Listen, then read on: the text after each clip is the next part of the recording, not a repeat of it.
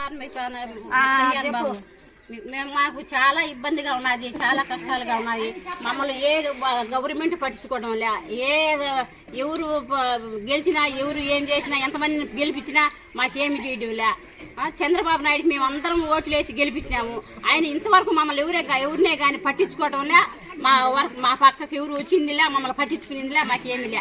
60 ఏళ్ళు వయసు వస్తున్నా కూడా మాకు ఏ పింఛన్లే. మున్న మొబైల్ మేము 15 ఏళ్ళు వయసులో మున్న మోసుకొని ఉన్నాము. ఎన్ని మాటలు పోయినా కూడా మాకు పింఛన్ రాయకుండా మాకు ఉన్నారు. మేము ఏం బాధలు పడుతున్నాము మీరే ఆలకించండి సార్. ఆలకించి మమ్మల్ని మా ఊరికి ఏదన్నా వచ్చేటట్టు చూడండి. మా బాధలు మా కష్టాలు మీరు ఆలకించండి.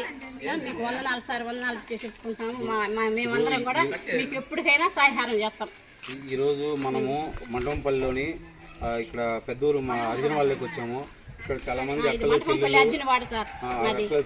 సమస్యలతో పెట్టుకున్నారు. కానీ ఇక్కడ ఏమవుతుందంటే పెద్దోళ్ళు చాలా మంది ఉన్నప్పటికీ ఎవరైనా దగ్గరికి వచ్చి మాట్లాడారు. ఈ రోజు జనసేన పార్టీ ఆయనకు ఒక పెద్ద కాలు ఎంత బాగుంది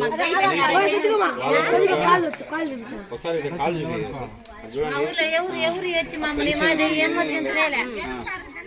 ఎవరైనా ఊరు లేకొచ్చింది, ఎవరైనా లేరు మీరే